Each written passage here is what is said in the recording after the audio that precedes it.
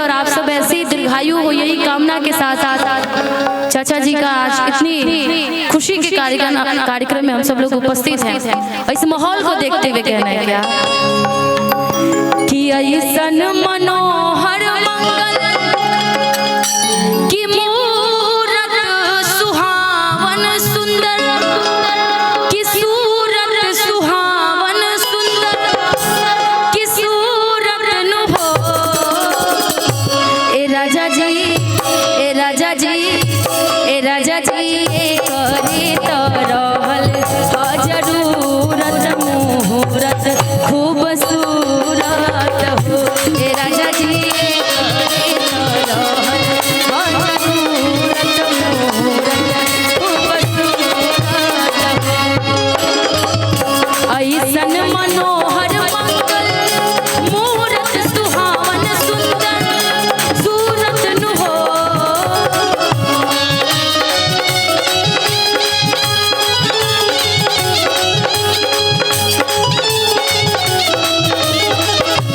ऐसन मनोहर मंगल मुहूर्त सुहावन सुंदर सूरत सुहावन सुंदर सूरत नु हो। ए राजा जी, ए राजा जी, ए राजा जी करी तो रहल जरूरत मुहूर्त खूबसूरत हो। ए राजा जी करी तो रहल जरूरत मुहूर्त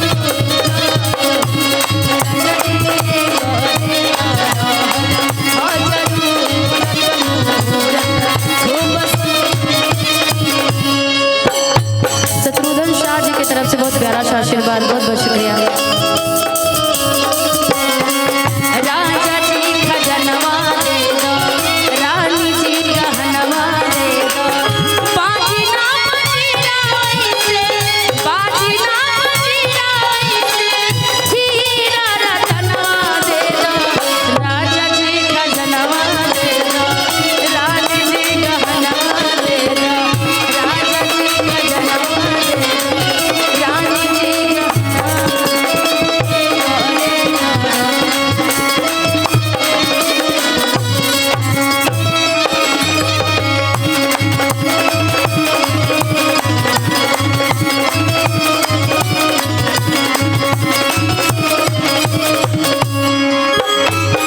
हल्का हंसुली कारा छारा, हल्का हंसुली बाजू बंद झुमका डारा, हल्का हंसुली कारा छारा, हंसुली बाजू बंद झुमका डारा। ये है यार मनवा अपना, ये है यार मनवा अपना, कन के आए रनवा दे दो। राजा जी खजनवा दे दो, रानी जी गहनवा दे दो, राजा जी खजनवा दे दो, रानी जी गहनवा दे दो। दुर्गा जिया सुललाना भवाना, बाके भाग जागल हो। जुग जुगा जिया सुललाना भवाना, बाके भाग जागल हो। ए ललना लाल भइले फुलवा के दीवा, मनवा में आस लागल हो। ए ललना लाल भइले फुलवा के दीवा,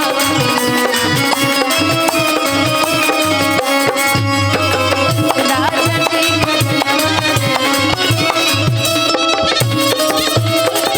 पाँव के पाए जनिया दे दो, कम से कम 2000 वाले पायल लड़कियों में अच्छा लगता है। हाँ पायल पहनी, अच्छा हमें नहीं पहना। पाँव के पाए जनिया दे दो, कमर कर धनिया दे दो, पाँव के पाए जनिया दे दो, कमर कर धनिया दे दो, पाँव के पाए जनिया दे दो, कमर कर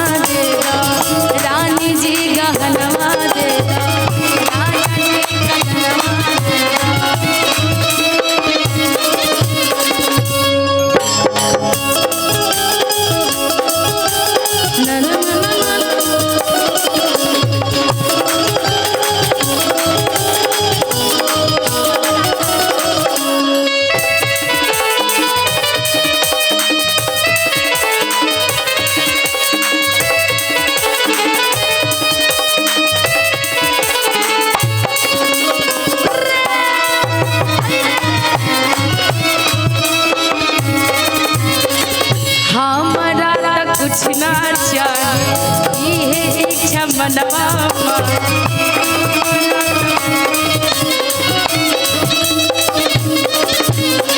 लेकिन ये बात सही बोली तू 100% ये सही है। और हम लोग सोचते जब बच्चे के सोहर गाते हैं तो बहुत सारे लोग सोहर पे मोहर लगाने आते हैं, लेकिन जब चाचा जी का 100 साल पूरा हुआ है उनका सोहर गा रहे तो समझ में नहीं आ रहा है कि मोहर मांगा जाए या छोड़ दिया जाए ना। बच्चा हो तो मांग में ले, इनसे कैसे मांगा जाए? आशीर्वाद उल्टा लेना पड़ेगा, लेकिन फिर भी चली जाएगा। हम लोग बोलेंगे यही बात, हमारा